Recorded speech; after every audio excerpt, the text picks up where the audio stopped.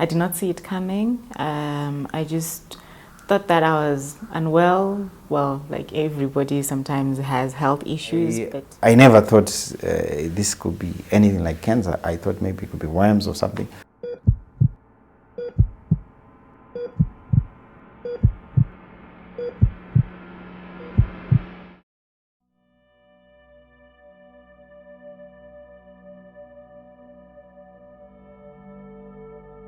My name is Marlene Chieta Gadzirai. I am 34. I'm an accountant by profession and a part-time sports broadcaster.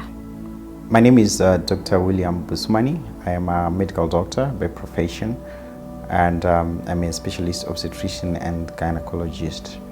And I'm 40 years old, and I have got 3 kids, 2 girls and a boy.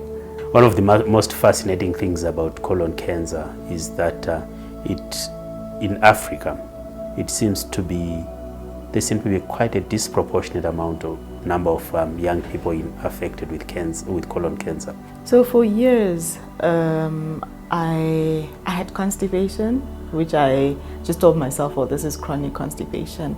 And because I stay alone, a lot of people told me that, I wasn't eating healthy. For months, I just knew that maybe I'll probably go to the bathroom once or twice a month, which my mother, who is a nurse, found very weird. And she said, that is not normal. Everyone has got a pattern of going to the toilet, say once every day in the morning or once in 2 days, but they normally have a definite pattern of how they empty their bowels. But if one notices some changes, say they may have episodes of constipation for a couple of days, followed by episodes of diarrhea, those are the kind of bowel habit changes that may signal a colon cancer. We have over 200 different types of cancers. So what they have in common is that it's a group of cells that start growing and they grow uncontrollably. So what happens is we start with one cell that develops a mistake, which in medical terms we call a mutation. But basically, for the general public, that is a mistake that happens, and that mistake allows the cell to grow and grow and grow. And the body is not able to put brakes on those cells, so they grow to 2 cells, 4 cells, they grow exponentially until from microscopic cells, these become things that we can actually feel or see, or they cause symptoms within our bodies. So as these cells grow, they become tumors. And they can decide or choose to grow anywhere from literally head to toe. We can have tumors or cancers developing, and we name them according to the organ of origin. So colon cancer, it's when the cells start growing within the colon or the large bowel. Breast cancer, if these abnormal cells start growing within the breast. Lung cancer, and so forth. Yeah, so what happened was I started noticing passing blood in stool. So that went on for about 6-7 months. It was on and off. And it's painless, it was painless. So I just started noticing blood in my stool. Then I called my friend who is a general surgeon. And I just told him that, I am passing blood in stool. But then his quick response was, no, my friend, blood is not good. You need to investigate more on that. If the tumor is bleeding quite significantly, one may actually notice some blood within the stool. Okay, it's not a very common presentation, but it does. If one notices some blood on their stool, they need to be checked for colon cancer. So I went to see my general surgeon, my surgeon, and then my doctor said I didn't feel any mass. He examined my abdomen, the rectal, and then he didn't feel anything. He said, but I don't feel anything. But let's just do a colonoscopy just to be sure, because you're passing blood, and we need to see where is that blood coming from. So we then arranged to have a colonoscopy done. So I saw him on a Monday, and on Tuesday I had the colonoscopy done, and the colonoscopy results said there is a mass in the rectum. It was the sigmoid rectum. The sigmoid colon, sorry. So there's a mass in the colon, the sigmoid, and he actually said it was about 6 by 6 centimeters. A colonoscopy is then called the colonoscopy because it is a process by which you see into the colon. So essentially, when we are doing a colonoscopy, we are inserting a flexible tube through the backside, and it goes all the way around up into the small intestine. People shouldn't actually worry too much about that, because a lot of the times you won't even realize it, because we give you some medicine to make you just a little bit drowsy and make you forget the discomfort that can come with an invasive procedure such as a colonoscopy. So they took a biopsy, which is a piece of tissue of that mass that they saw in my colon, and then so it went to the laboratory to be looked under the microscope to see what it was. So that was on a Tuesday, and Wednesday we then arranged to have the CT scans. I had my CT scan of the chest, the abdomen, and the pelvis, and Thursday. Waiting for the results, and fortunately for my scans, they said they didn't see any metastasis or any spread. There was no evidence of any spread of or any other funny masses everywhere else. So on the Friday, and I went back to see my doctor. We did some blood tests, and we were already preparing for surgery. And on Saturday, I got my histology results from the lab, and it confirmed that it was adenocarcinoma, which is a cancer of the colon. And on Monday, I then went. I had my surgery. So you can see it basically within 7 days. We picked up this mass. On Tuesday they did the colonoscopy, and on Monday, the next Monday, I was actually under the knife. A planned surgery is generally a very safe procedure in terms of the anesthetic. You are more likely to die walking across the road than to fail to wake up from a planned anesthetic procedure. Towards the end of 2018 into 2019, I felt like, it was becoming too painful, and the occurrence was more than the previous years, like the previous 3-4 years when the problem started. And at the time, I then just said, well, I was feeling pain, so all I did was then just buy painkillers. And for months, I just knew that maybe I'll probably go to the bathroom once or twice a month.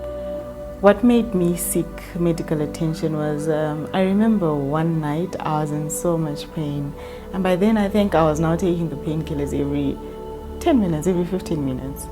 I looked for the specialist. I went to his rooms, and he asked and then he did an examination.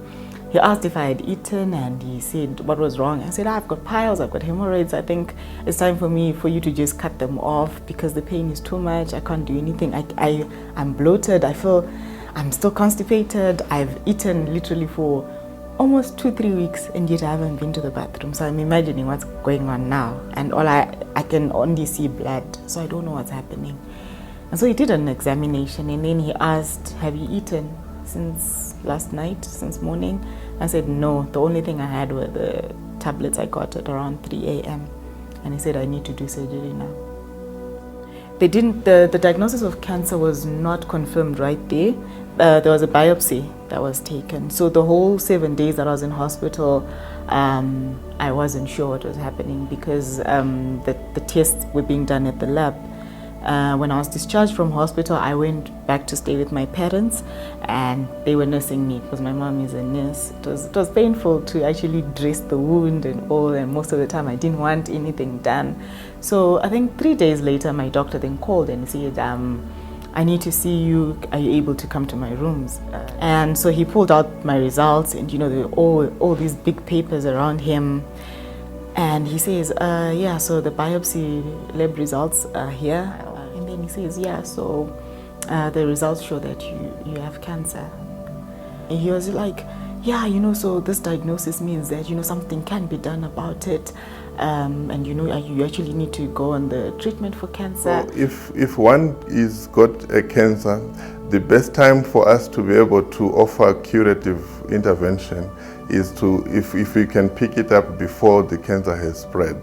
And normally when the cancer starts, it starts from the colon, then it can spread through the lymphatic channels, it can spread through the blood vessels, and it tends to spread firstly to the lymph nodes around the colon, or the lymph glands around the colon, or most commonly to the liver. Okay? So it's easier and it's much more easy to give cure if we can pick the cancer up before it has spread to either the lymph nodes or to the liver. We talk about giving extra treatment besides surgery. Just surgery is not enough for cancers that are more advanced, so we need further treatments. These treatments include chemotherapy and radiotherapy. So chemotherapy, we're talking about using chemicals or drugs that go around the body looking for any parts where there might be cancer cells, and they start attacking those cancer cells and cause the death of these cells. And chemotherapy, it does really help because it reduces the risk of one dying from cancer long term by cleaning up the body of rogue cancer cells that would have spread to other parts of the body. So besides chemotherapy, we have radiotherapy. Radiotherapy is the use of X-rays. These are high energy X-rays that treat cancer. So we target the particular area that we want to treat. We do what we call mapping before we treat the patient, computerized treatment planning or mapping. So that way we actually locate where we want to treat, and we direct the X-rays to that particular area. So it is localized, which is different from chemotherapy, which is systemic, which treats the whole body. I had no idea the difference between radiation and chemotherapy, but I had to go through it, and I started with radiation. So when you go under a radiation machine, you don't feel anything. For the 15 minutes, it's just a whole machine going round and round you and all. And in total, I needed 40 rounds of radiation. I had 40 days of radiation. And then when I also started chemotherapy, it was painful. It was tough. Yeah.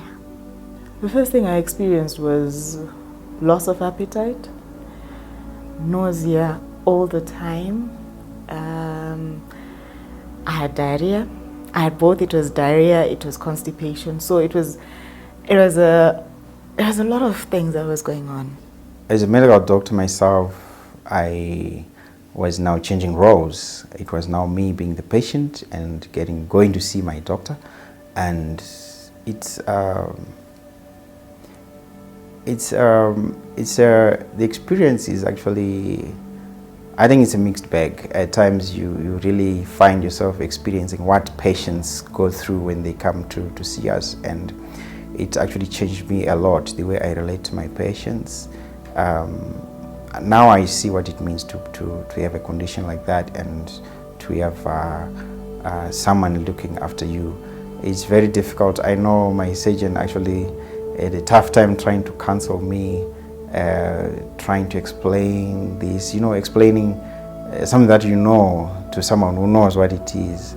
It's a hard time for my. It was not a good time for my surgeon. So I'm a whole lot more fit. I'm eating healthy. I'm happy about that. It's not something that I forced upon myself because I don't think I would have enjoyed it. It's high time in Africa that we have these medical checkups regularly. Just you